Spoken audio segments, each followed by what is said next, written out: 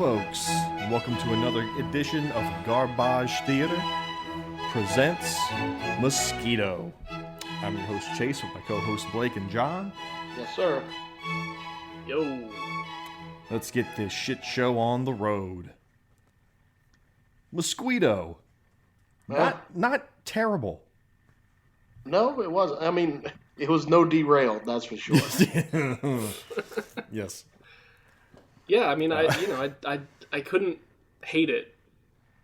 Obviously now, there's like is that because it's been bookended with derailed?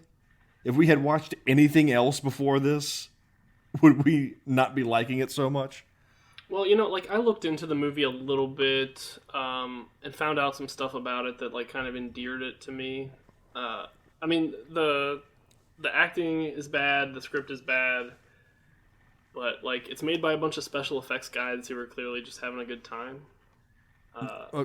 On that, well, I feel bad for ripping it apart. Thanks. the one thing I read about this movie was that one day the special effects supervisor said he was going out for cigarettes and never came back.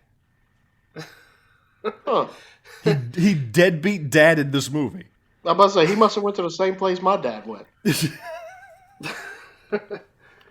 I heard a story about a guy that left the production. I don't know, he wasn't happy for some reason, and then he went on to work on another movie that ripped off this movie and released it a year earlier. It was called Skeeter, that movie. Of course it was. Yeah. So it could have been that guy. Maybe. But I know the director of this movie worked with Sam Raimi and stuff on the Evil Dead trilogy. Chase, you're gonna love this. He worked on Hard Target. Oh. He was a special effects guy on Hard Target. Nice. Yeah. He helped Wilford Brimley right away from that explosion on a horse in slow motion. He probably wired that explosion. For those of you who haven't seen Hard Target, Wilford Brimley rides away from an explosion on a horse with a bow and arrow. Yeah, it's unfortunate we can't do that movie considering we've all seen it. Yeah. Okay, so Mosquito, should we get into it? Absolutely. Let's get into it. The movie just fucking starts, at least the copy we watched. That's what I liked about it. It was here it is. Yeah, no dicking around. Here's a couple of farmers watching a meteor hit a few feet away from them. So, giant explosion, then Mosquito across the screen. Right. And so we're seeing some mosquitoes hatching in the water. And then we zoom in on the quote-unquote meteor that's actually a goddamn spaceship with the fucking War of the Worlds alien arm hanging out of it. Right? It's the exact same thing. That was on purpose. This came first, though, right? The 3 fingers with the little suction cups on the end of it. So, it's there. A mosquito happens to land on it. A stop-motion mosquito. Yeah, which is awesome. I was excited when I saw a stop-motion mosquito. Yeah. I love stop-motion. I don't know why. I mean, I guess they couldn't either afford it, but I wish they would have done more stop-motion than some of the things that they stooped to with the mosquitoes. Maybe the stop-motion guy is the one that left. Yeah. He did 2 scenes and said, I'm out. I'm out. So, on the War of the Worlds thing, this movie is crazy referencey. Yeah. So this is just the first of many references to other stuff. Yeah. So we see that we established, alien in the water, mosquitoes are sucking on him. Then we cut to a car driving down the road, and then Jesus holy Christ, a gigantic mosquito slams into it. This is ridiculous. This part I didn't like because it goes straight from a mosquito sucking an alien's blood to giant fucking mosquitoes in an instant. Yeah, immediately. Slam into Give this it some car. time. What got me also is like nobody's surprised at the existence of this giant mosquito. Either. No. Our two leads, Ray, who is, can we just refer to him as Budget Josh Brolin? Yes. From Goonies. Yeah, Ray and Meg get out of the car, and they're looking at this corpse of this Labrador-sized mosquito. Like, oh, what is it? Is it a bird or something? A fucking bird, Ray. Really, Ray? Also, the thing, when they hit it, it like blasts into 1,000 pieces. It's like when Homeboy runs over that guy in RoboCop. It's like he just splattered liquefies all over the windshield, and then when they go back to find it, it's all in one piece. Yeah.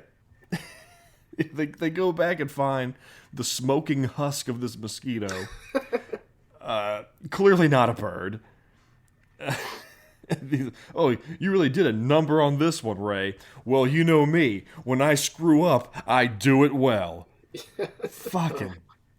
And that's the tier of dialogue throughout this whole goddamn movie. Yeah, the dialogue is rough. And the acting is not selling it either. Yeah, so again, not alarming at all that there's the gigantic mosquito lying on the ground.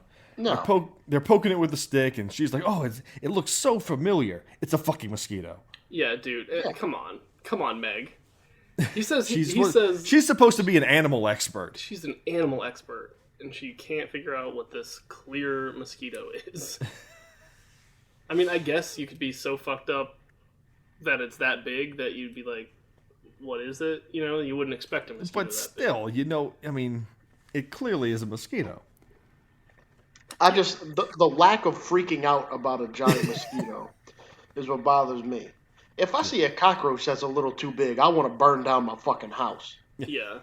But, this 3-foot long mosquito, you're intrigued by it. Screw that. Yeah. Even if you can't identify it, it's clearly an insect of some kind. You know? Yeah. Don't come at me with this. Bugs aren't that big. Yes. No. Yeah. So. And then poking with a stick. Everybody's poking everything with sticks. Did you guys notice this? How much stick action there was in this movie? Yeah. Well, it's a scientific way of investigation. Pokey pokey with sticky sticky. So they're looking at it. She can't quite put her finger on what it is. Frank drags it out of the road. He goes and pulls something out of the radiator, and it's a big proboscis, and she knows what that is. Yeah, she can identify the piece, but not the whole. So you've got this proboscis that's like part of an insect, and they still can't figure it out. Yeah, she goes through explaining what a proboscis is. It's what an insect used to feed. And, well, what does it feed on? Well, I don't know, because I don't know what it is. Come on. So she wants to take it with him, and this is going to be a running thing through the whole goddamn movie. She wants to bring every corpse they come across with them. My note says, this broad really wants to put dead things in cars. Yeah. So she really wants to take it with her, to take it back to school, because she wants to show it to Dr. Frank or somebody who never appears in the movie. It's like, oh, Dr. Frank's going to come in. He's going to explain that it's a mosquito. No, there's no Dr. Frank. So it's, well, we can't just leave it in the road. Yeah, you can leave it in the road. Yeah. So most roadkill gets left in the road. Yes. Every time you hit a raccoon, you don't pile it in the car. Well, shit, you got to take it with you. What, y'all don't eat that shit? Man, as long as it ain't old, right? I guess. I'm not with you. No? Anyway. Then we cut. Volleyball, summertime fun, swings and tents, shorts and barbecue. Just this. At this point, I was like, "This is Swamp Ape all over again," because volleyball. Yeah. Except Except it was more than a 3-person volleyball game. Well, yeah. They had a real game going. Yeah, so they're establishing that everybody's having a good time camping out during the summer. And we're introduced to Park Ranger Hendricks, who's perving out over the volleyball players with his binoculars. And they another park ranger comes up on him and spooks him, and he turns around and says, "Oh, I thought I saw a rabid badger." And I could have swore he said rabid beaver, and I had flashbacks again. Yeah. Well, that's what he should have said. And this is just the same guy from Field Freak. That'd be amazing. So apparently this actor, this is one of the things I found out. I guess this guy used to be a guitarist for the Stooges. Okay. Fucking Why not? Iggy and the Stooges? Like, that's insane. Yeah. What's this guy doing in Mosquito? Not acting, I can tell you that much. No. Getting a paycheck between gigs, apparently. Yeah. The other park ranger tells Hendricks that the campers are complaining about mosquitoes, so you better go get the fogger and start fogging for them. So Hendricks saunters off. We cut to the chief of the park rangers, I guess. Is that what you call him? Yeah. And he's getting bit by a regular size mosquito. And so he like grabs it and puts it in this complicated bug killer apparatus, which is 2 pieces of wood with a hinge. Right. And we get this whole sequence of him killing this mosquito in this guaranteed bug killer. Yeah, which it's really supposed to place you firmly on the side of the mosquitoes. Yeah. We're the real monsters. That's right. That's the moral of every good horror movie. Yeah. So Hendricks shows up at the chief's office, and the chief goes into these like flashbacks of they're out there waiting. The bastards get the blood fever. We got to wipe them off the face of the earth. So, we can't let the campers down. So go out and fog the perimeter. So Hendricks goes and gets to go get the fogger, and they also let know that they're getting a new park officer coming in. Right. This is going to be Meg. It's revealed. Yeah. I just couldn't get over how this dude was just straight up like fogging everything. Oh, like, yeah. It was supposed to be comical, but it was just not. He told him to fog the perimeter, and he's fogging people's food, campers in the face. And it's playing the goofy ass music soundtrack behind him. Oh, I hated the music. Made me so mad. It was all this like weird. It was like off key. It's like supposed to be funny. Oh god, it was not. I believe they call it non-muddy. Okay. Anyway, yeah, the music. This part reminded me of like Ernest Goes to Camp or something. Yeah, it's a good analogy. We're also introduced to a character. We don't get his name yet, but this is Dr. Parks, and he's out walking through the woods with some equipment and saying, "I'll find you," and he wanders off. And that's all we get of him for right now. Such a weird scene. So he's looking for something. Yeah, we have no idea what he's doing, and he says, "I'll find you," and that's supposed to mean something. Yeah. Then we cut to some more random characters, where Gunnar Hansen shows up with some other classy-looking fellows. They're arguing over a map. They're calling each other horse breath and other colorful names. One of the guys points a gun at the other guy and pretends to shoot it at him, and he gets all flustered. I don't like it when you point guns at me. You never know. And he goes wandering off into the woods. Mm-hmm. Gunnar points out that they missed their exit, and it's because you let Rex drive, and he doesn't know how to read. Probably shouldn't be driving in the first place, so I have to agree with that. It was just sad at that point. And to which Gunnar says, "Well, that's what happens when you mix bloodlines." So, what does that mean? I don't know. That doesn't mean what he meant it to mean. No, it doesn't. Because mixing two different bloodlines is perfectly fine. That's what you're supposed to do. Right. That's ideal. So is he like an advocate for inbreeding? Oh, maybe he's saying he'd be smarter if he was inbred. Yes. I don't know. I don't know if that was a mistake or not, but I think the writer has some splaining to do. So We need to find out who's the writer for this movie, he also walked off set. and we're gonna send him a peppered email.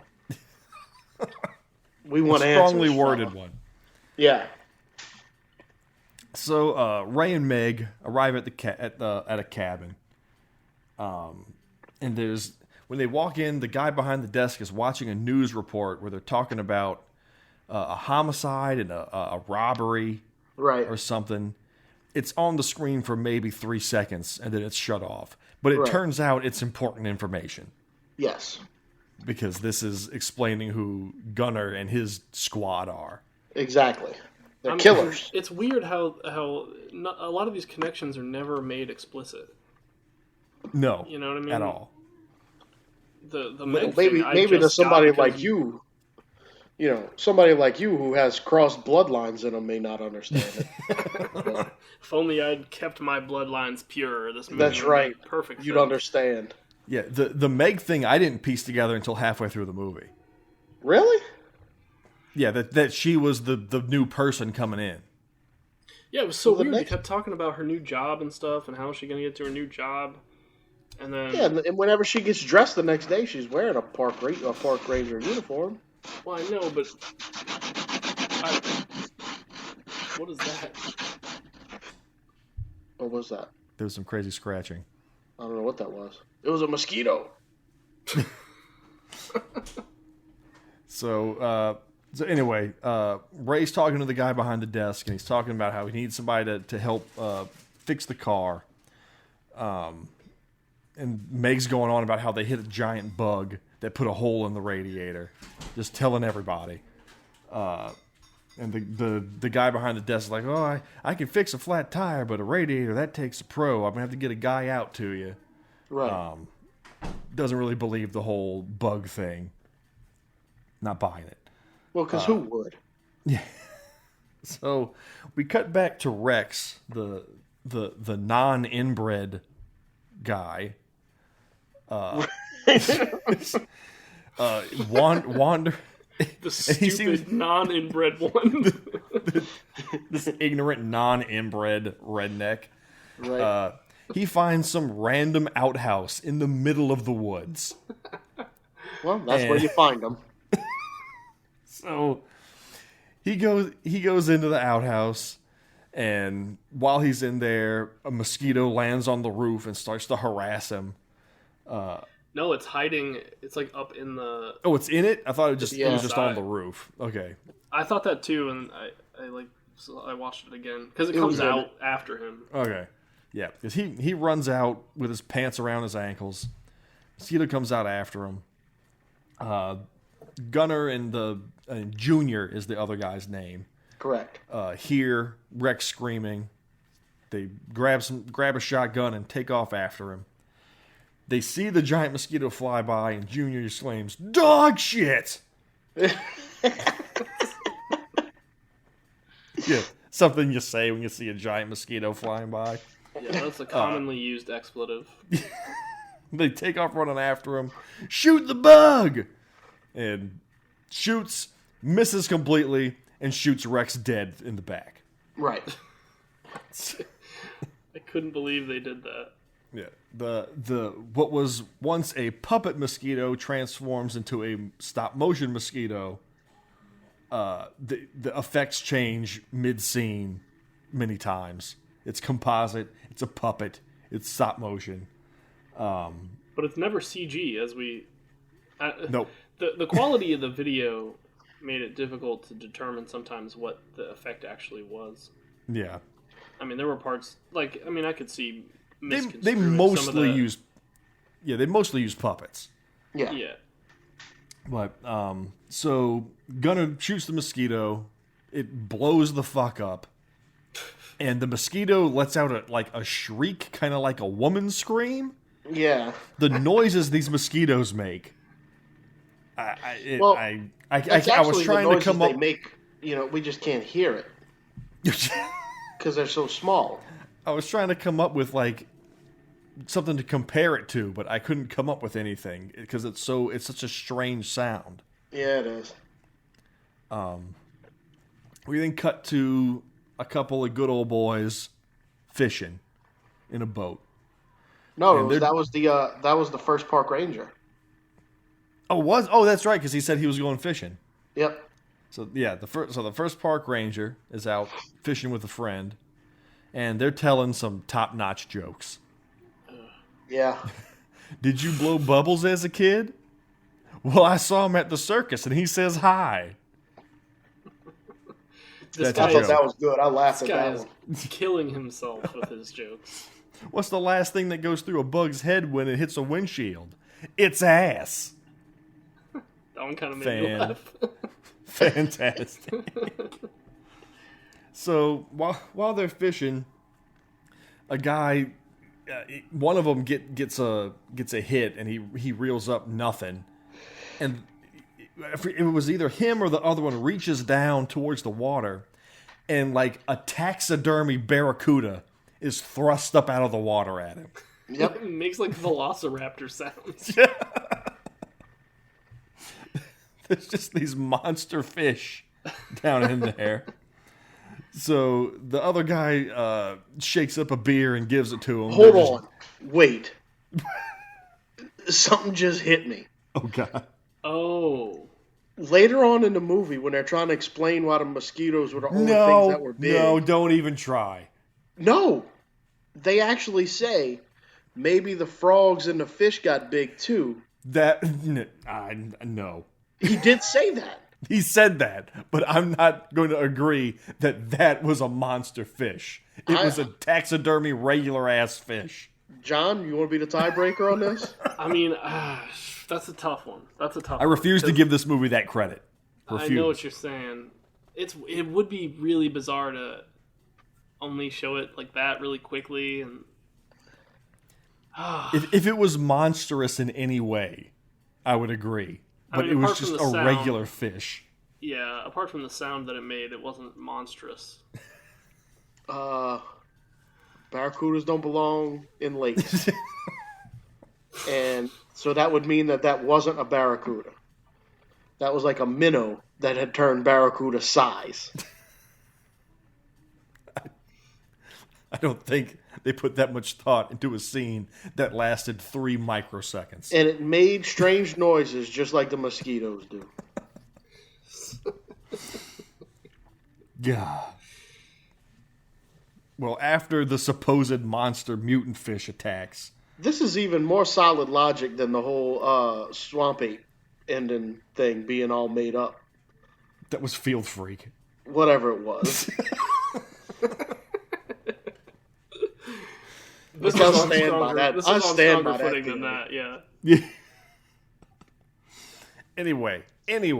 Okay. Monster fish or no, the actual monster mosquitoes then attack. Well, hold on. I want to talk about this guy being completely insufferable for a second. Can you imagine going on a fishing trip with this asshole? I would, like, why does this dude have friends at all? Yeah, I would. If I even had to, like, I don't know, if this guy came up to my register one day at a gas station or something, I'd be telling people, like, for years about what a piece of shit asshole this guy was. This guy is the reason that goth kids make Dark Moon Rising. Oh, I hated him. Well, he doesn't last long, so... Yeah. The mosquitoes attack. They start swinging at him with oars. One of them falls out of the boat. And the mosquito, like, dives, like those freaking, those birds, down into the water to get at him. They're called mosquito birds. No, the mosquitoes are birds. They're easily mistaken for birds. Oh, okay. So it dives down. There's the proboscis is shooting around, darting in the water. Now, when they do the close up of the proboscis, like drawing out of its like sheath, it's very sexual. Is it? Well, not even that. Is it supposed? Is it supposed to look like it's just coming out because you can see it on the other side of the tube that it's coming out of?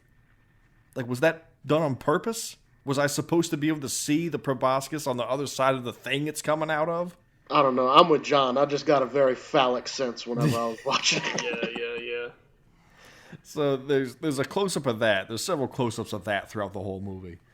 And then it stabs into a really fake looking head, right in the eye. Which, honestly, when it stabbed that dude's eye, I was like, "Now this is excessive." Like, I wasn't expecting that. So right through the eye, it starts slurping up his brains. You get a nice little shot of its abdomen filling up with brain juice. Yeah, straight up brain bug from Starship Troopers. Yeah, I was definitely getting that vibe. You think Paul Verhoeven saw this movie? I think so. It's the only explanation. The guy that was in the water teleports out of the water, and he's a mile into the woods already. Running from the buzzing noises, the mosquitoes are coming in. He winds up getting pinned to a tree and stabbed and killed. So, goodbye, insufferable fish friends. Ugh, good riddance. Now I'm rooting for the mosquitoes. Yeah, keep killing douchebags like that. Yeah, you and me got no problems. Yeah. So we didn't cut back to the cabin. Ray's on the phone talking about the radiator. It's going to be 2 weeks before anybody can get out to fix it. Did anybody else have the geographical oddity line come into their head? 2 weeks from everywhere. Forget it. I was thinking more of a Total Recall. 2 weeks. 2 weeks. So then this is where Meg starts saying, well, how are we going to get to my new job on time? And I was thinking, like, why can't they say what her job is? Yeah. Like, oh, it's because she's the frickin' park ranger. But it's not, it doesn't, there's no, it doesn't have any bearing on anything. It's not like, whatever. No. And then they bang. This was weird for me because, like, I mean, I'm not saying that they should have been sexualizing this woman at all, up to this point, but, like, she's so kind of unsexy. Now, John. How cool. That's not nice. I know. Fuck me. The hell's your problem? I don't know. Chase, cut this part out.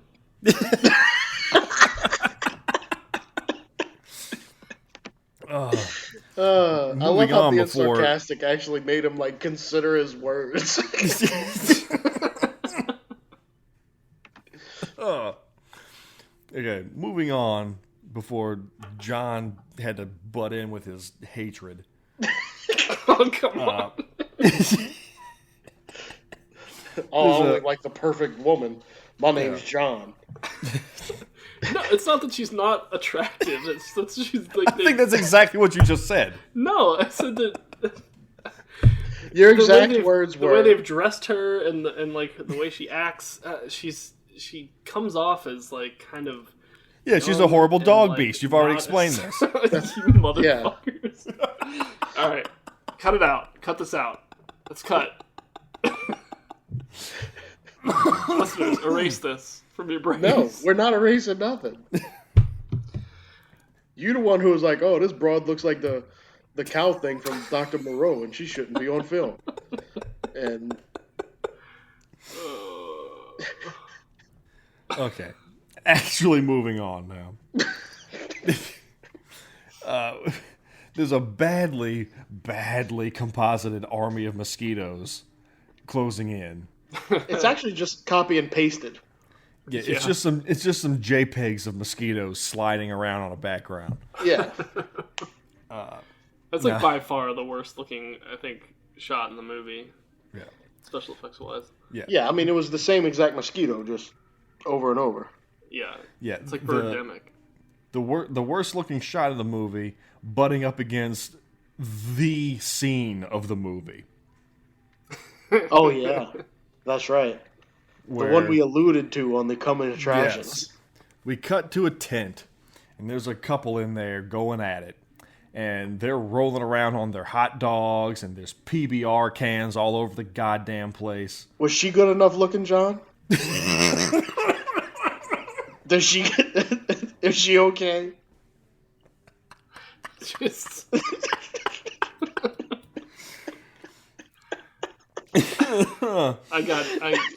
I don't even. She's very attractive. So they're in there, and a mosquito bites the guy, and he slaps it. You get your own girlfriend, mosquito. What an idiot. Yeah. You can see why she fell for him. This is so realistic of dialogue. Like you could actually... I could picture myself saying these things. No. Is that why the sex ended so abruptly? She just, like, clammed up so tight that he just had to leave? No, because he uttered that romantic sentence, I gotta go water the plants. Yeah. Yeah. Yeah, he gets up to go water the plants. So he walks out, and right after he walks out, a mosquito comes flying up, screaming, flying up through the tent. Just flying up to the tent. So nobody heard that, and begins to crawl into the tent. And the woman's laying there, face up, mind you. Yeah. Like, there's no reason why she shouldn't notice this fucking giant mosquito coming into the tent. It comes in, and its antennas are rubbing all on her legs and getting her all excited. Yeah. So she then says, "Oh, are you playing Mosquito again?" She sits up and finally sees the damn thing. And in this part, I couldn't differentiate her screams from the mosquito screams. It was all the same noise. That actress was the voice of the mosquito. Right. So she gives it a kick, and she tries to crawl out the other end of the tent. And that was a mistake, because the mosquito jabs her right in the ass with his proboscis. She should never have turned over and revealed that sweet, blood-filled butt. Right when this happens, I thought, Blake strikes again. Because we get this long, drawn-out sequence of this mosquito sucking up her ass meat. Yeah. Like, several shots of it. So... Yeah, it was pretty great. The dude running back to the tent, like, I chuckled when he was running back to the tent. Because as he's running, he takes a swig of his beer. He hears her screaming. Like, the old lady's in a tent, screaming for help. And, well, let me finish this off. So, as he's running back, the swarm comes in, and he looks up, motherfucker! And then we cut to the moon. So... he's done. They're done. So it's the next day, back in the cabin.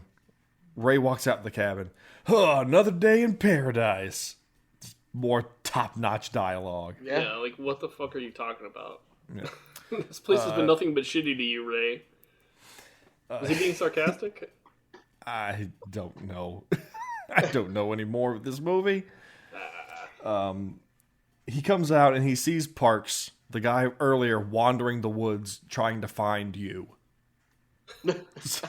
So... and you. Yeah. And you. So he's putting stuff in a Jeep. Ray offers to lend him a hand, taking the top down off of the Jeep. Introduces himself. Meg comes out. She's in her Ranger gear now. So it's, cemented in. Speaking of unsexy. She looks like a little boy. She looks like a boy wearing, a couple sizes too big Cub Scout uniform. I'm not saying nothing. God. Oh, man. John, we're going to get letters. All right. You motherfuckers, fine. Send the letters. If you watch I this thought movie I was stepping over. Look, I thought I was towing the line when I told the goth kids to quit listening. And then you come along. We're going to lose every female audience member we have. Look. Because of John, the pig. If they could see what this chick looked like in this ridiculous uniform.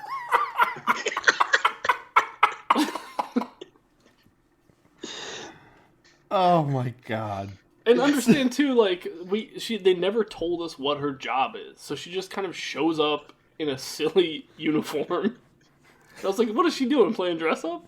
What's happening? Who's this housefrau in the Cub Scouts outfit?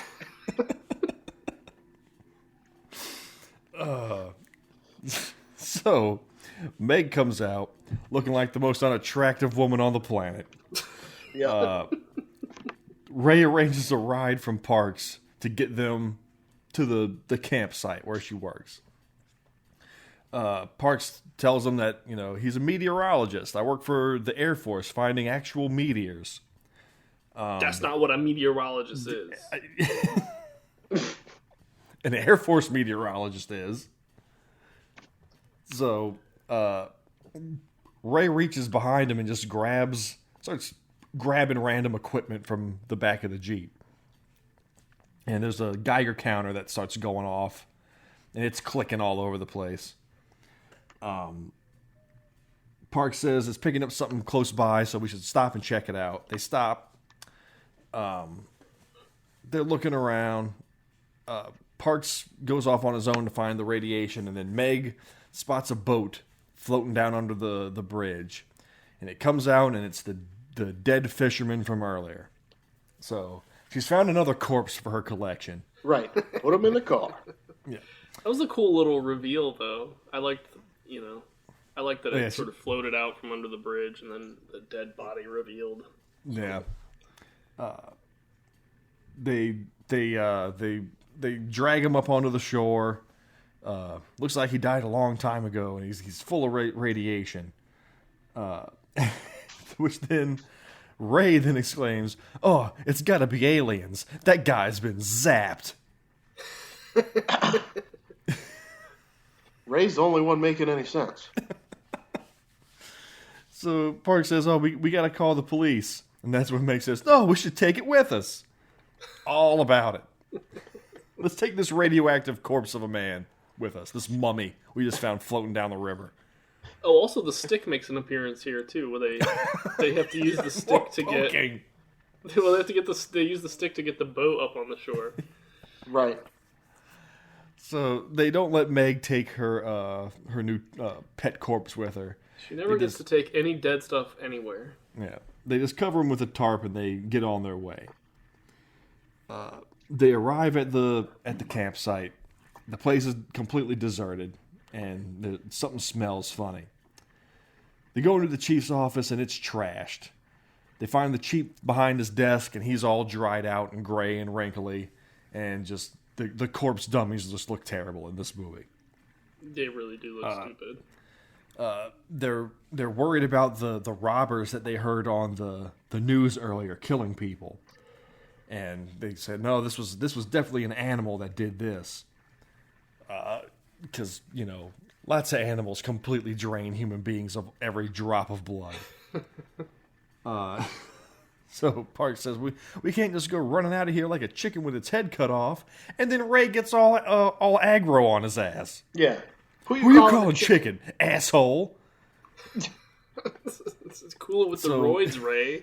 Calm the fuck down, Ray. Parks is like, listen, Ray, take your ugly woman and get back out of here before you get hurt.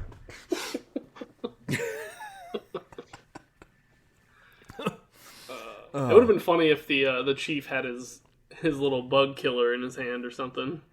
Like he was trying to use that to defend himself. Yeah.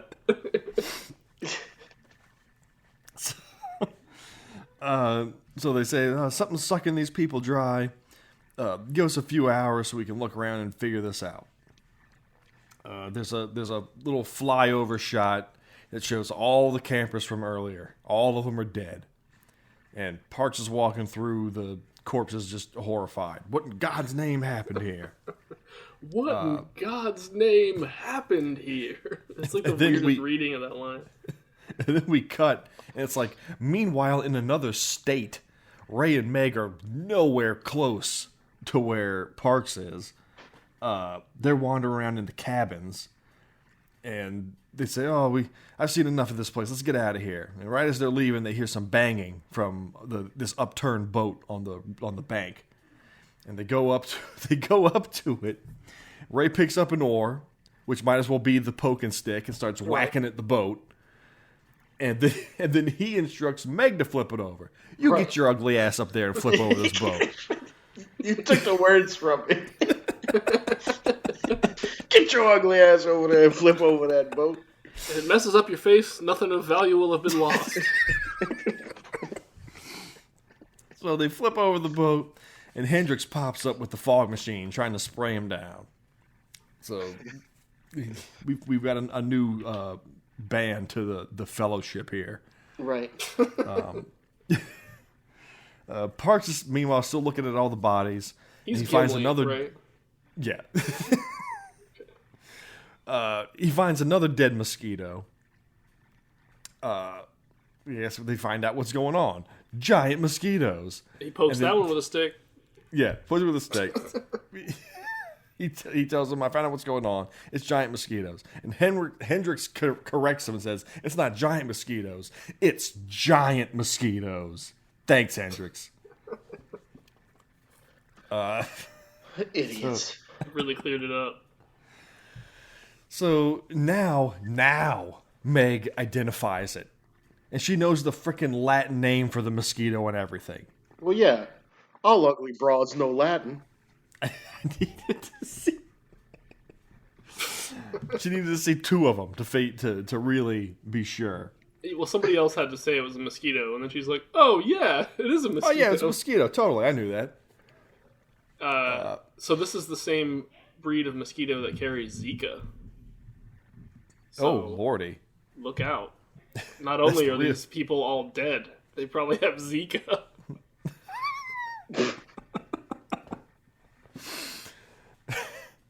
So that's when they point out that they must all be female because only the females suck blood.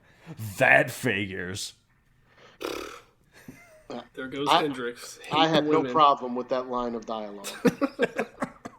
Neither did John. Right. Oh, come on. So, once again, she wants to take it with her. I'm going to take this one back to school with me to find out what happened.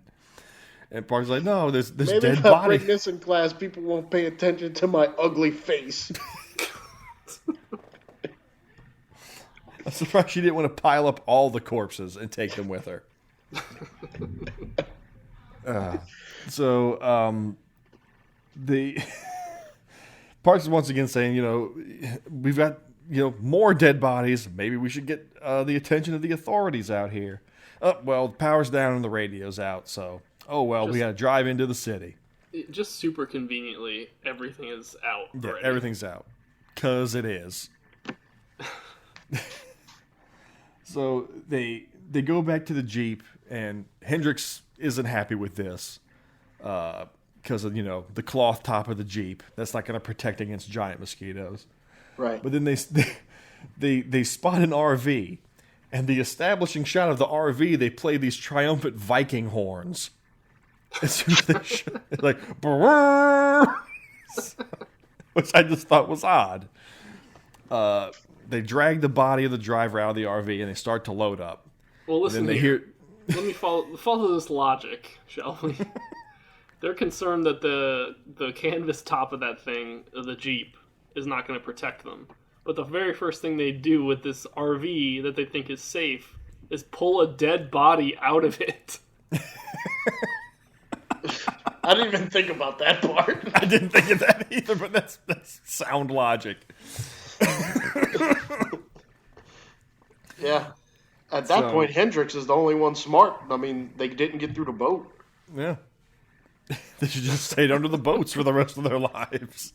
They could have Pirates of the Caribbean it and just walked across the lake with the boat. I think he laments getting out of the boat later in the movie. Like, he does. Just stayed under there. So at that point, they hear the buzzing. The mosquitoes are closing in. Let's go. They all jump in the RV and they take so much time loading up the RV that when the mosquitoes come, they rush in there to get away, and they still haven't gotten the keys. Well, it's to build tension, Chase. Learn how to make a movie. Yeah. So Parks has to run out back to the body to find the keys. And he finds them, they get back in, and they drive away. So first he started patting down Meg, and then he realized she wasn't the dead body. And then he went back.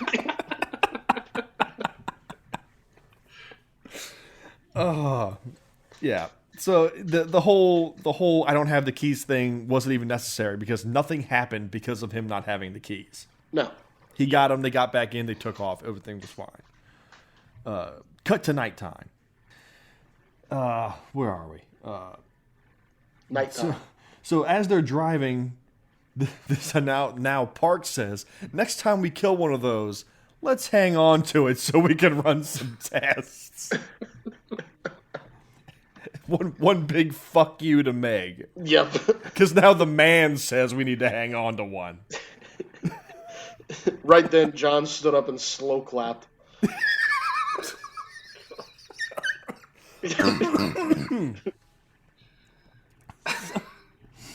Oh my god. So as they're driving down the street, they come up on Earl, Gunnar, and Junior. All we see is Junior, though, and he's flagging them down. They get flagged down, they jump out and run up to him, and he says, "Help, help, we've been attacked by giant mosquitoes," in a very not conspicuous way. Right. Earl then emerges from the woods slowly with his pistol drawn and says that we're taking the RV. And you know, we're bad guys. Maybe we've done something wrong and maybe we haven't, but our paths have crossed with you and yours has come to an end. Dialogue. That's how you do it. I wrote down in my notes, Walmart edition Negan. So Henricks then comes to the rescue and knocks out Junior with the butt of his gun.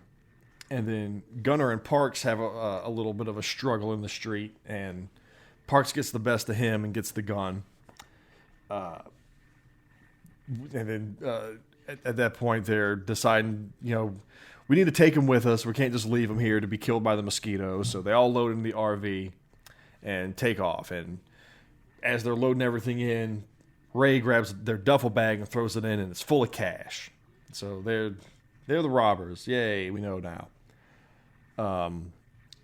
The mosquitoes are in close pursuit of the RV. They're back to being stop motion for a point and land on the RV. Ray winds up, he knocks out Junior, and I can't remember why. There's this scene it was dark and it was fuzzy and I couldn't tell what the hell was going on. Yeah. It was just them swerving all over the road, giant puppet mosquitoes being shaken in everybody's faces. At one point, Meg almost falls out of the RV and she's hanging out of the door. They've got Gunnar and Junior tied up, and they're trying to get free. They're shooting mosquitoes out the windows. Ammo is not a concern at all. No. The mosquitoes wind up getting inside the RV, fluttering around. It's impossible to follow this mess. Yeah, stuff's just happening all over the place. Gunnar, Earl, manages to get free at one point and gets an axe and starts chopping up the mosquitoes. And then he takes Meg hostage with the little hatchet that he's got. And they're in a standoff. It's a standoff. It's like 3 shotguns against an axe is the standoff. So Earl's demanding that they give up the camper. Ray lunges at Earl, and he gets chopped with the axe. He cuts Meg on the cheek to show that he means business. But Meg winds up... John said that was an improvement. Yeah. I knew some shit was coming. Meg winds up elbowing Gunnar and gets the axe away from him. Gunnar calls her a bitch, and then she kicks him in the balls. And it kind of looks like she just like kicked a couch because nothing really happens, and he just kind of sits down. He has no emotion on his face whatsoever. Yeah, that was insane. It's just whomp, and he just says, "Oh, I'm going to take a little rest." Yeah, let me just sit down right now. At this point, a couple of mosquitoes come ramming through the windshield. Hemrich gets stung in the leg. A mosquito winds up blowing the front tire, and it's spinning around on the end of it like a cartoon. Which was really awesome. Funny. Yeah, that was really funny. The RV tips over, comes to a crashing halt, and then a toilet rolls up next to it. What? They lost the toilet a few miles back, and it just caught back up with them. It's just sliding alongside it. How'd the toilet come out the back of the RV? So they all come stumbling out. Parks grabs Junior and threatens him. You guys are gonna start listening to me, or I'm gonna kill all of you. Like, well, you're the one that wrecked the camper. And he goes running off into the woods. Gunnar has a proboscis stuck in his gut. I don't remember that happening. Yeah. He pulls it out, and he's fine for the rest of the movie. It serves no purpose whatsoever. Yeah. He pulls the end of a freaking baseball bat out of his stomach, and it affects him not at all. He's fine. He's asking Junior, where's the cash? We got to get the cash and get the hell out of here. Parks is helping everybody else out of the camper. We got to find somewhere to hide until morning. And now Parks is telling Gunnar, you better play ball with us. And he says, we're going our own way, so don't even worry about us. And Ray immediately starts trying to pick a fight with Gunnar. As if they hadn't just been beaten like twice in 5 minutes. The screaming mosquitoes come flying up again, and they spot a drainage pipe to hide in. They start crawling in there, but as that happens, Junior's getting the money, and he gets swarmed by the mosquitoes. So what he does is he takes the bag of money and just throws it straight up into the air. Money goes all over the place. He's attacked by the mosquitoes, and they all start draining him, and we get the eye bugging scene. Look, another one where I was like, okay, a little excessive. Yeah, they also completely nonsensical. They start draining him, and so his skin starts to shrivel up, but then his eyes bug out and then his head starts to swell and explode. I don't know. It was like he was on the surface of Mars in Total Recall. Yeah, that's what it was like. Not like he's being drained of blood at all. So it wasn't a mosquito that did that. Meg took off her shirt and then boom. It's like, oh, Meg took off her shirt. It was like opening the Ark of the Covenant. Yeah. I can't believe I'm responsible for this.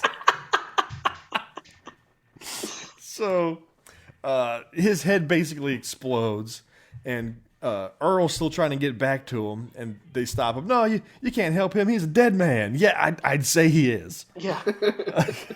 No, he's fine. Yeah. No amount of CPR in the hospital to be all right. Yeah.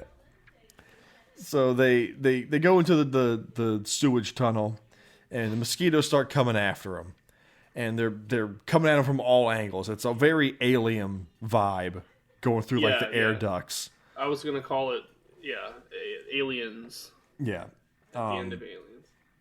they all get into like a main junction room, and they're shooting at the mosquitoes. Again, ammo not an issue for quite some time.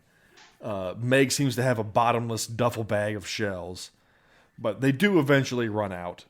And then Park decides to sacrifice his flannel to plug up one of the tunnels, and he lights it on fire, and then he demands everyone else give up their shirts. Except for you, Meg. Except for you, Meg. Actually, you know what? Put a second shirt on. So, and these shirts just ignite. They're the most flammable shirts ever. So they say that, we drove them off. They're afraid of fire. We're just going to stay in the pipes until morning. Then they're plotting on how they're going to get out of this situation. And Parks and Meg claim that they know more about these things than anyone does. What? I will say that it's about this point where I dozed off a few times. And I didn't go back and watch it because I was like, well, I ain't got to know about this. A meteorologist and a park ranger that couldn't identify these things at all know more about it than anyone in the world. Well, everyone else that even saw them is dead, so I guess that's true. Except for stupid Ray. Then they decide that they're these things they're strange, they're motivated to kill, and that's when Parks comes up with this theory. Oh, there could be giant fish and frogs out there too. Oh, Jesus Christ, no. Yep. So Hendricks says, the only thing I'm obliged to do is to cover my ass, so we're staying right here. Cut to morning. Hendricks is a great person. He said he's going to cover his ass, and he threw his shirt on Meg's face.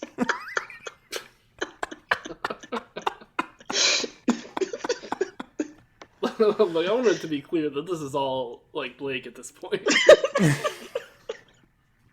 We're just following your lead, though, John. I'm just trying to fit in with the cool kids. I'm the Moses here. The Moses of insensitivity. That's right. We need to find out if this chick still exists. Still exists.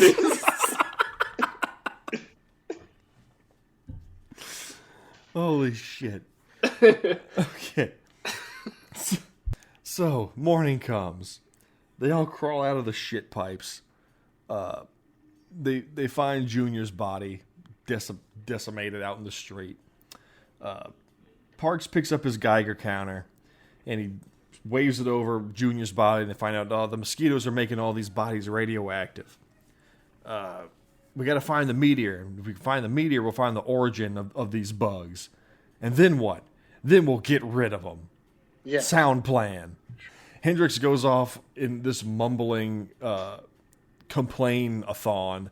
I could have been stuck in my little hidey hole, but no, I gotta be out here trying to save the world from mosquitoes. The Late Show doesn't get any better than this. I think every Late Show's been better than this. Yeah.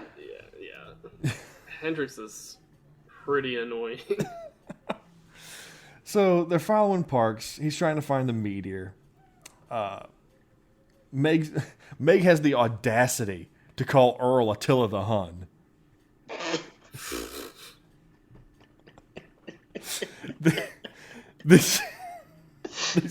They see a farmhouse and they decide, we need to go check out the farmhouse. We need to keep looking for the meteor. So they split up, and Parks and Meg go looking for the meteor, and Earl, Ray, and Hendricks go to check out the farmhouse, and we're going to meet back up in an hour. They go in, they're searching the farmhouse. Ray sends Hendricks down to check out the basement. Hendricks goes down to the basement, looks around for about 5 seconds, and says, yeah, everything's fine down here, and leaves. That's coming back, folks. Yes. Parks and Meg return. They couldn't find a thing. The Geiger counter's going haywire, like we're right on top of it. Hint, hint. And I don't know what's going on. So we're going to have to stay at the farmhouse overnight. So they start boarding up windows. Boarding up window montage. Right. Back at nightfall, inside the house, still boarding up windows. Getting the very Night of the Living Dead vibe now. Yeah, exactly. 100%. It could have been the same house. Yeah. It actually was the same house. I would be surprised. Parks is tinkering with this Geiger counter, trying to figure out what's wrong with it. Earl comes up from the basement with a fucking 6-foot-long chainsaw. He says, "Oh, I found this in the basement. This might be of use. I haven't handled one of these in 20 years. Yeah. Wink, wink. Yeah, they really don't give a shit about, hiding their references or anything. Yeah, I mean, at that point, they could have just held up a VHS tape of Texas Chainsaw Massacre. Yeah. It was like, Yeah. This is Gunnar him. Hansen's like, "Hey, have you guys seen this film? I hear it's great." The Geiger counter's still going crazy. They count out. Wait. He holds up a copy of Texas Chainsaw Massacre, and it's Meg holding the chainsaw. Old Leatherface Leatherface herself. Okay, What a man. horrifying monster that Leatherface is. Oh, shit. So they're counting out their shells. They have 5 shells left. Ray gives 3 of them to Hendrix because he whines about it enough. You asshole. 5 shells left was one of the questions. Oh, sorry. Dick. He gives 3 to Hendrix, and he keeps 2. Hendrix goes into the corner and mumbles for about 5 minutes on camera about what, I don't know. Parks is getting snippy. He snaps at Meg justly, and he goes on into this speech about how he used to have to be tough, and back on the streets of Detroit you had to be tough, or at least act tough, and that you know what's tough? Getting through a situation like this, that's tough. Getting through a war, that's tough. And that's when Parks and Hendrix announced they both did 3 tours of Nam. Yeah. Hendrix did 3 tours of Nam. I must have been asleep at He that point. can't 'cause I be don't out of remember his any it. 30s. He can't be out of his 30s. Yeah, I was sleeping because I don't remember this conversation at all. So was he 10 when he did 3 tours of Nam? Apparently. Yeah, I questioned that as well. I was like, that doesn't make.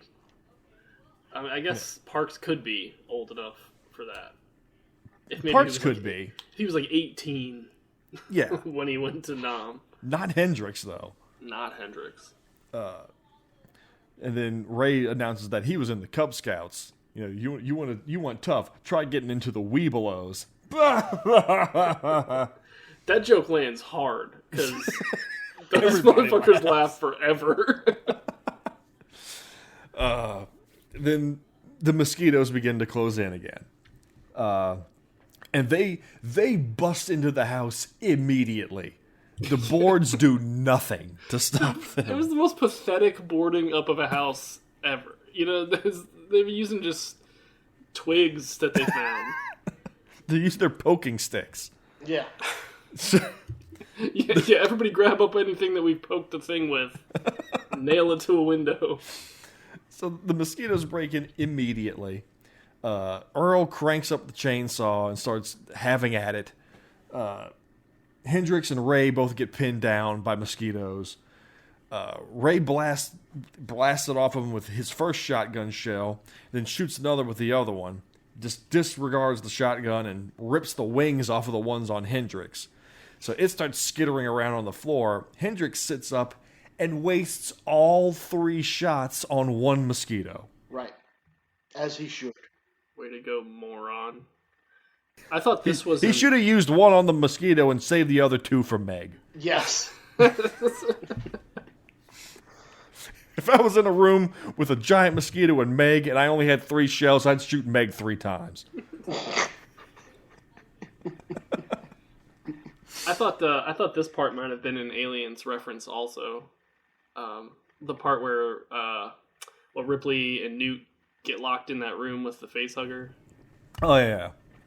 Where it's like, where it's just skittering around. Yeah, it seemed kind of similar to me, but who knows? Gunnar's still doing battle with his chainsaw Excalibur. This thing is really ineffective. I feel like they takes- don't even yeah. show him kill one mosquito with it. He's just kind of fending them off. Yeah. A mosquito comes through the kitchen window over the stove and has Meg trapped. And instead of just chopping it up with the axe that she has, like she's done to about 3 of them so far, she opts to try to turn on the stove as a weapon. And she... All them broads know their way around a stove, don't they, John? Because when she turns on the stove, it explodes like a goddamn napalm bomb. But she didn't. She slapped the stove to get it started, though. How does she like? She couldn't get to the knobs, so she just hit it, and it just erupted into a volcano. Yeah, that's what kind of got me. Like that doesn't even make sense. It reacted to her touch. She pulled a fucking Fonzie and Yeah. Started the stove. So they fend the mosquitoes off for now. They start to repair the windows, boarding them back up again, which didn't seem to help the first time. They also aren't using nails, which I feel like is pretty Yeah, important. they're just pounding the wood into the other wood. Well, there goes y'all's tiebreaker question. Whether or not they used nails. How many nails did they use?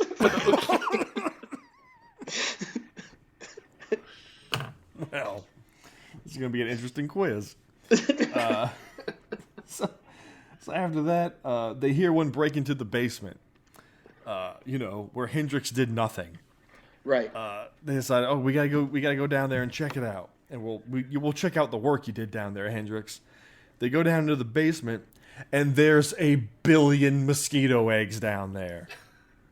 This is definitely an Aliens reference. Yeah. Okay. Now, he did go down into the basement. That happened. It's not like he didn't go down there. How did he miss the billions of eggs down there? It was like one room that he didn't go in. But for some reason, the alien... Or the, He didn't go into the alien mosquito egg room. Right. He skipped that room. It was too spoopy.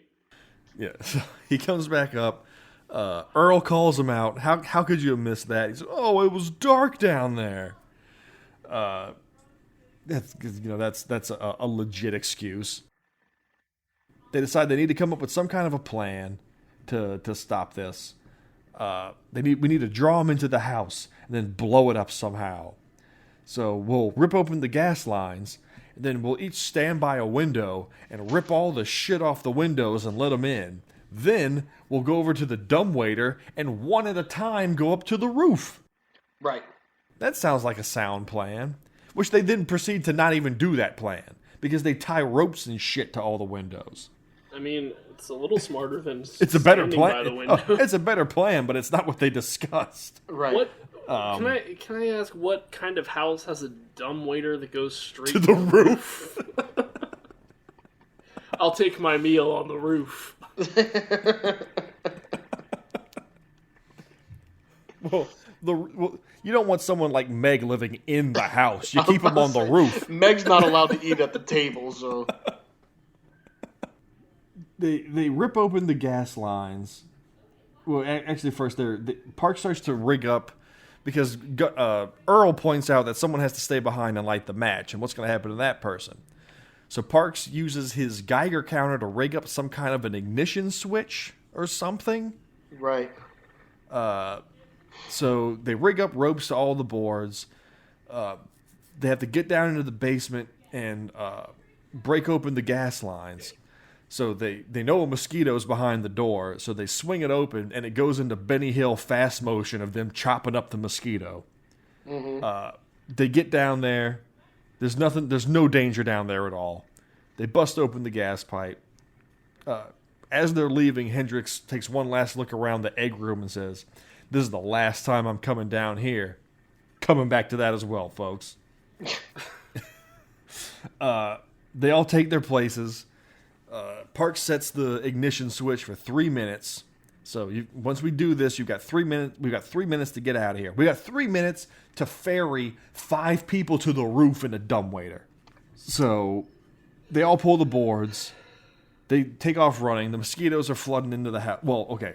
The mosquitoes are supposedly flooding into the house. They start going up the dumbwaiter. Meg and Ray get up there first, and then as they're sending Hendrix up, the little like thread that is holding this thing together snaps. There's no way this thing could support a human being. It breaks, and Hendrix goes flying at light speed down into the basement, where he said he wasn't going again. Right. So take that, Hendrix. Earl then gets all heroic and decides that he's going to go down there and save him. Park says, "Oh, you'll be killed." "Oh, well, ain't life a bitch?" And he cuts the door in half, and he makes his way down to the basement. And there's not a single goddamn mosquito between him and the basement. None. He makes it down there, no issues whatsoever. Mosquitoes start to come into the room where Parks is in, and he's backed into a corner. He's like back into a cupboard, and he's yelling at him, "Come and get me! Come and get me!" And he's pounding on the wall, and then he pounds in the other direction, and he hits the fridge, and he notices the fridge. And he remembers that time he watched Indiana Jones. Ugh, yuck. So then we cut. Can you imagine back Spielberg to Earl. watching this movie and being like, No one's going to know that I ripped this off. Nope. So Earl's battling the skeeters down in the basement. Meg and Ray jump off of the roof and take off running. While Earl is fighting the mosquitoes with the chainsaw, we're cutting back and forth between the detonator on the ignition switch and him. And it's like seconds to go. And as he's swinging the chainsaw around, he drops it. And it hits the wall and makes a spark.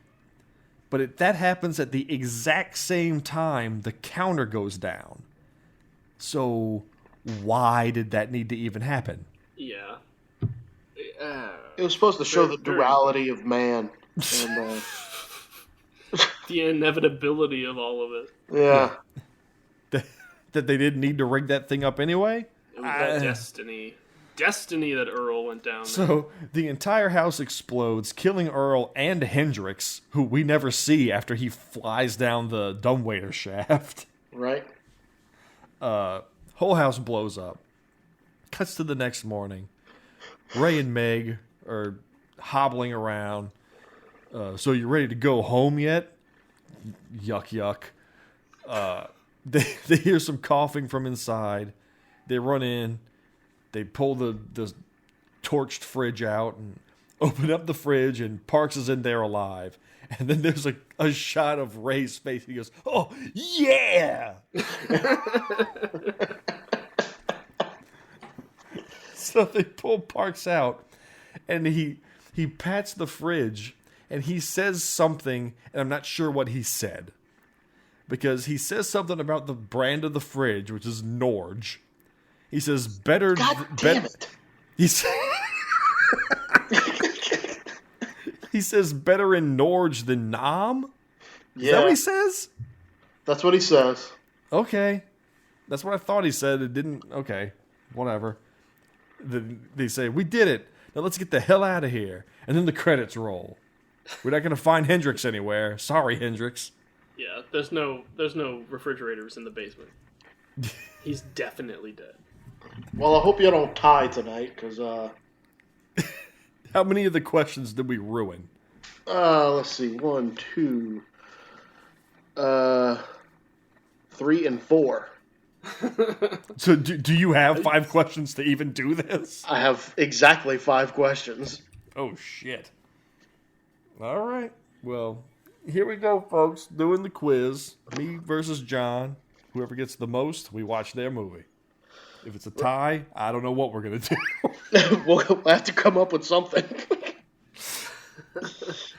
Man, this is my heart's beating. Man, Well, if y'all intense. took notes from the last time that I asked questions, then you'll know how I'm going to ask questions. Like For what type Swamp of Ape? things I'm looking for. Yeah. Now, I told you, you can't make questions about shit we had to read because this freaking movie was so damn fuzzy I couldn't read anything. couldn't see it. Yeah. Well, what I was about to say is I totally changed the way I ask questions now. So I hope you didn't study that. Okay. Okay. So anyway, I guess what I'm gonna have to do, I'm gonna have to make sure y'all get questions like exactly right. Okay. That's the way we're gonna have to do it. Like Hmm. there will be no leeway on these questions. That's all I can say. All right. Well, I'm ready. Okay.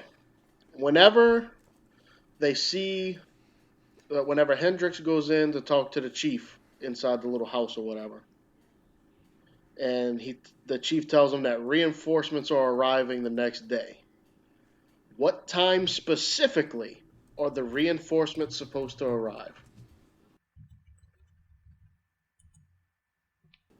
I got one. I Jesus think I got that one. Son of a bitch.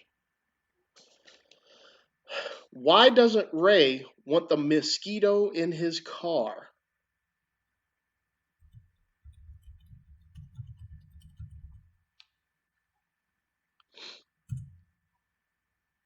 I don't know about that one. What was the name of the reporter on the news? Oh shit. Oh shit.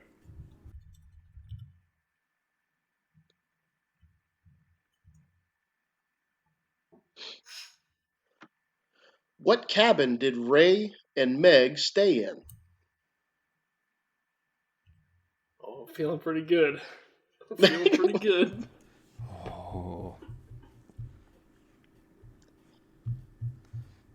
And what type of rays does Park's meter detect?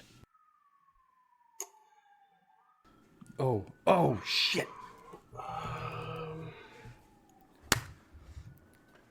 I want to say I got 4 of these. Uh-oh. Oh boy, I think I got 4 also. Oh, Jesus. Oh, please, let us both have gotten 4. I want to know what happens. Okay. So the first one, what time will reinforcements arrive? 1,200 1,200 hours. hours. Son of a bitch. Why doesn't Ray want the Mosquito in his car? It's gonna stink up the place. It's gonna ruin the upholstery. It's gonna stink up the place. Ooh. What was the name of the reporter on the news? Alan Smithy. Alan Smithy. So what are we at? 2 to 3? Yes. Yeah, 2 to 3. What cabin did they stay in? Cabin 7. 7. Ooh. Okay. It all comes down to this. It does. What type of rays does Park's meter detect? Silicon. No. Gamma? Gamma is one of them. I also wrote alpha, but I don't think that's a kind of ray. It's alpha and gamma. Okay. Oh no, the meteor was silicon based. Yeah. God damn it. The meter detected alpha and gamma. We're watching fucking baboons. Baboon. Oh, that was a nail biter. Yeah. It was, because I don't know what we would have done if y'all would have tied. Like, you had nothing ready to go. Nothing. You would have had to have asked one of the other ones, and we would have just had to have been quick on the draw. Well, let's see who would have got it. How many shotgun shells were left? 5. What does Ray think he hit in the car? A bird. A bird. Yeah. What part did Ray pull from the car? Proboscis. And what was supposed to be the tiebreaker was how many nails were used. 0. I can't believe the name of the RV wasn't one of the questions. The paddy wagon. I knew that one. Paddy wagon. Yeah.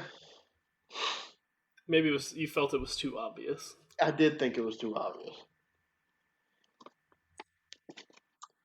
Well, I gotta say that one wasn't as bad. I'm excited to watch this monkey movie, man. I hope it's a good time. You know what I'm excited for is to tell you guys that fabulous secret powers were revealed to me the day I held aloft my magic sword and said, "By the power of Van Damocles, I have the Oh my god. Van Dam." Oh, man. Yes! Son of a bitch. That is right, my friends. I forgot all about that. It is time to draw the sword of Van Damocles. Van Dam. So, what we will actually be watching Motherfucker. is a movie that answers the question, what would happen if we took Jean-Claude Van Damme, Pat Morita, Danny Trejo, and Jamie Presley and just, I don't know, remade Akira Kurosawa's Yojimbo? Oh, fuck. You get the 1999 Walmart $5 bin classic Desert Heat with a 0% critics rating on Rotten Tomatoes and a 34% on audience rating on Rotten Tomatoes with a solid 5.1 on IMDb. Dude, words cannot express how pissed off I am right now. Synopsis. In the spring, the full moon shines for the warrior who has lost his way. Coyote is the spirit that leads back to life. If he follows the coyote when the moon is full, the warrior will see the path once more. Did that synopsis tell you nothing at all about the movie? Of course it didn't. So here's a second synopsis for the movie. I hated that synopsis. Eddie Lomax is a veteran soldier sick of life, wandering the desert looking for a reason to Sick of die. life. An incident with a few thugs from a nearby town who steal Eddie's motorcycle and beat him almost to death starts in Eddie a flame for revenge. Helped by Mr. Early and some other good fellows, Eddie is out for vengeance. Tagline, Left for Dead, Burning for Vengeance. Also known as Coyote Moon and Inferno, this movie had a $15 million budget. It made back $14.4 million in DVD rentals alone. So, pretty good. It was directed by John G. Alvidson, who directed Rocky and Back to the not Back to the Future. What am I talking about? I read the wrong line. Yeah. Rocky and the Karate Kid, excuse me. Rocky and the Karate Kid. But due to Jean-Claude Van Damme not liking the original cut and demanding it be recut, Alvidson demanded his name be removed from the movie. Jeez. His name only appears in the closing credits, the opening credits, and all production where all marketing materials feature a different name. The movie was scored by Bill Conti of the Rocky franchise. So it's got good things going for it. The pedigree. Yeah. This movie was going to have a theatrical release by TriStar, but due to the failures of Double Team, which is the JCVD Dennis Rodman movie, and Universal Soldier The Return, it went straight to video. Reviews, very reasonable. Review number 2. If you rent this, dispose of your brain first. But I need my brain to view it. Review number 3. Too much heat, not enough coyote. Oh. You have no idea. I made that little sound bite for the Sword of Van Damocles over a week ago. And it took every ounce of my being not to show it to you two and just unleash it. It's very good. I'm so pissed off. I'm too mad though to be. I knew this was gonna piss you off so bad. It was when John revealed what movie he picked, it was like, oh, this is gonna be the more sweeter. Because it's a movie everybody wants to watch. Dude, like, on the one hand, yeah, I enjoyed the soundbite. But as soon as I heard it, I instantly filled with rage.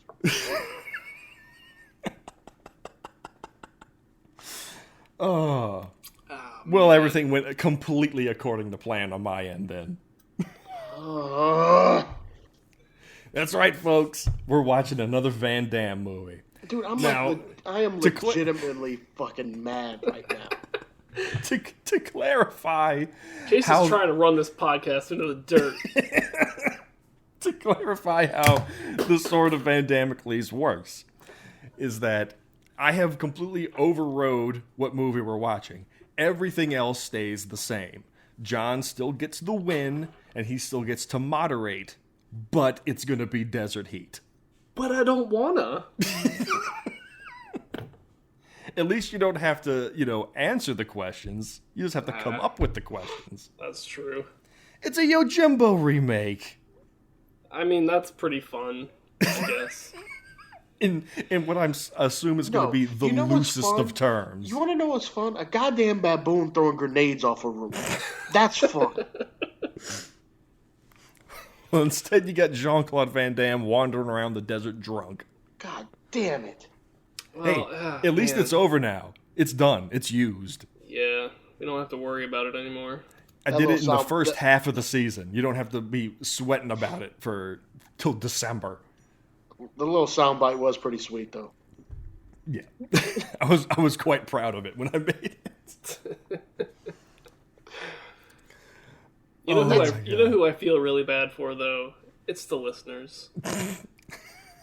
And you know Chase knew the two things that dude's meter checked for, and he threw silicon up there. He threw it. I didn't. I legitimately did not throw it. No, he threw it because he was like, "Oh, I can't sit on this no more. I'm gonna show these assholes they too happy about fucking monkeys."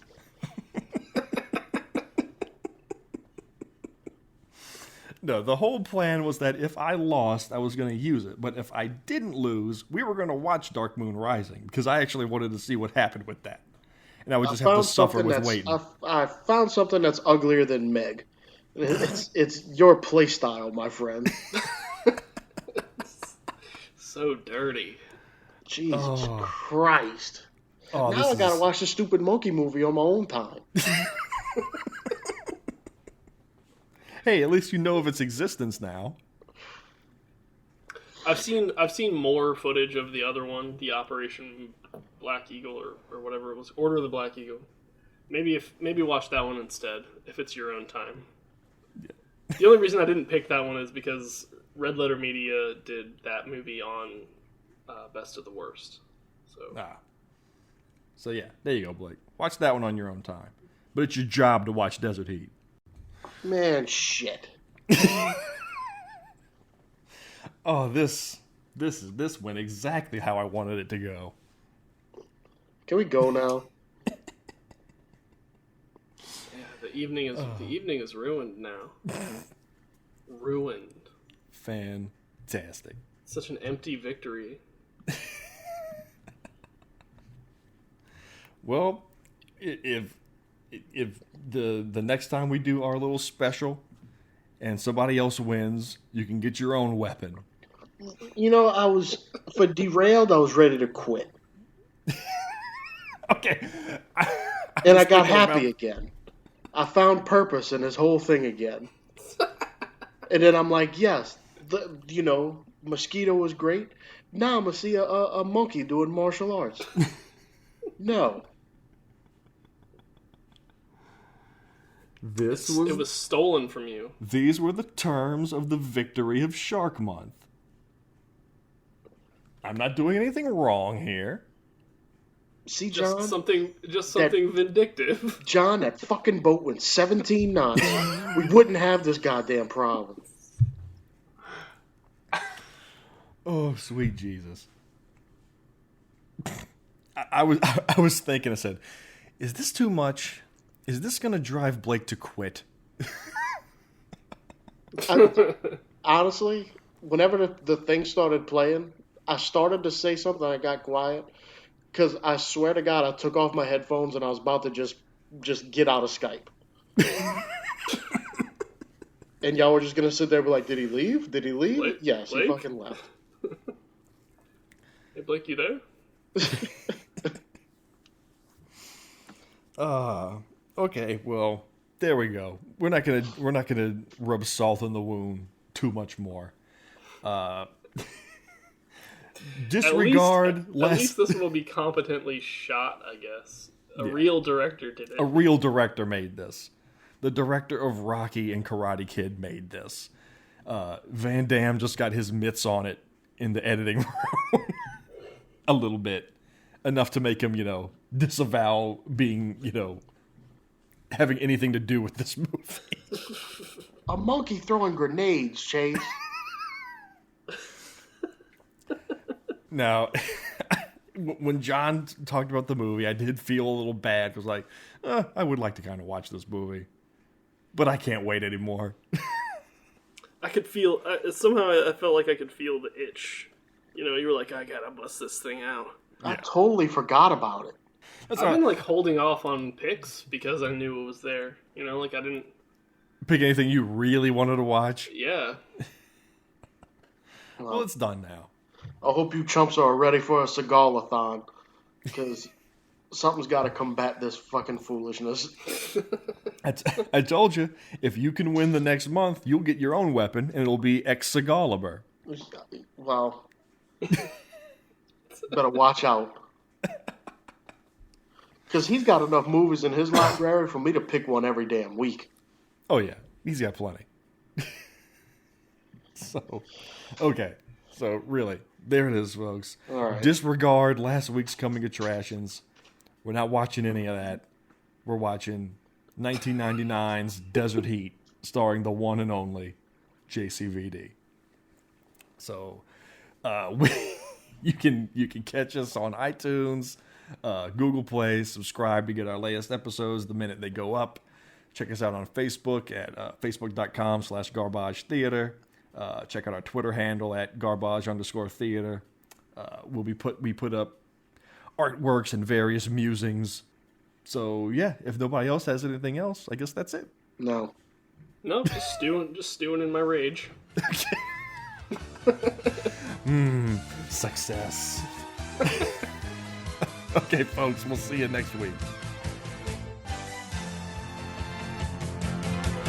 Van Damme.